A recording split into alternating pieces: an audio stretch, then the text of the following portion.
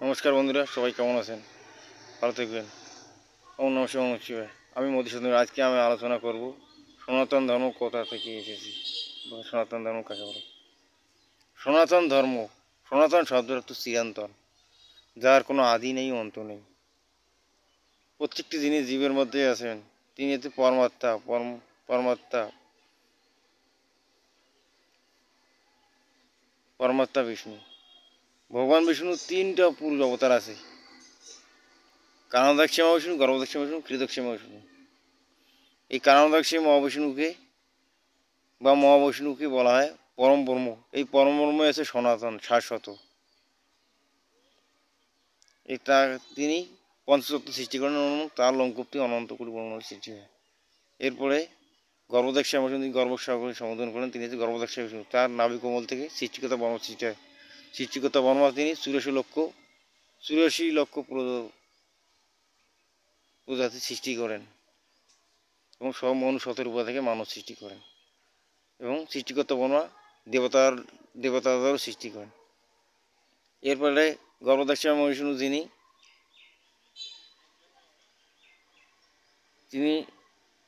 থাকেন, শয়নে থাকেন। ক্ষীর সমুদ্রের উৎপন্ন হয়, সেখান থেকে সৃষ্টি হয় ক্ষীরদাক্ষী মহাবিষ্ণু। ক্ষীরদাক্ষী মহাবিষ্ণু প্রত্যেকটি জীবের হৃদয়ের মধ্যে পরমাত্মার উপর বিরাজমান করেন। এই তিন বিষ্ণু হচ্ছে ইচ্ছা শক্তি, জ্ঞান শক্তি, ক্রিয়া শক্তি। এই তিন তিন শক্তি হচ্ছে শত, রজতম, ব্রহ্মা, বিষ্ণু, শিব। এই তিন দেবতাকে আমরা আদি বলি, কারণ তাদের বিনাশ হয় না। ব্রহ্মা, বিষ্ণু, শিব সৃষ্টির আদিতে ইচ্ছা শক্তি, জ্ঞান শক্তি, ক্রিয়া শক্তি ব্রহ্মা, বিষ্ণু, শিব ছিল, যাকে আমরা ওঙ্কার বলি। ওম, ওম শব্দের অর্থ হচ্ছে পরম ব্রহ্ম বা আদি ধ্বনি।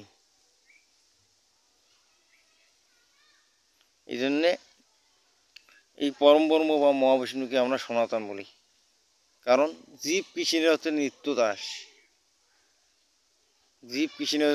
দাস। সনাতন ধর্মের এই জন্য বিনাশ হয় না।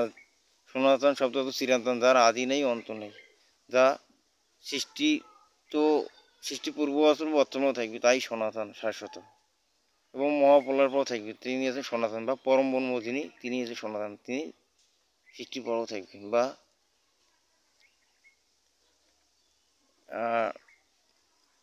কারণদাক্ষী মহাবিষ্ণু, গর্ভদাক্ষী মহাবিষ্ণু, ক্ষীরদাক্ষী মহাবিষ্ণু। এই সৃষ্টির আদিতে এই তিন শক্তি ছিল, বা ব্রহ্মা, বিষ্ণু, শিব। এই সৃষ্টির আদিতে এই তিন শক্তি ছিল বলে আমরা সবাই জানি। এই জন্য সনাতন ধর্ম কাকে বলে? সনাতন ধর্ম বলতে দেবতারা, যাদের দেবতাদের ঈশ্বর সৃষ্টি করেছেন, তাকে সনাতন ধর্ম বলা যায়।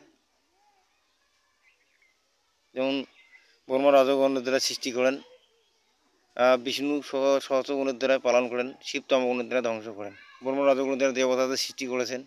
এক দেবতার 33 কোটি দেবতার ভূমিকা আছে। যেমন সূর্যদেবকে নিয়ন্ত্রণ করেন, বায়ুদেবকে অগ্নিদেবকে নিয়ন্ত্রণ করেন, জল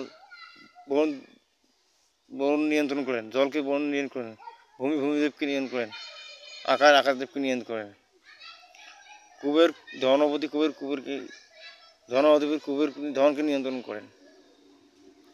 এই জন্যে এবং দেবদেবের একটা ভূমিকা, ইন্দ্র জলকে নিয়ন্ত্রণ করেন এবং এক দেবতার এক ভূমিকা আছে বলে শাস্ত্রে বলা আছে বা আমরা জানি সকলে। তাই সনাতন ধর্মের বিনাশ হয় না। তো ভিডিওটি ভালো লাগলে সাবস্ক্রাইব না করলে করবেন না। নমস্কার।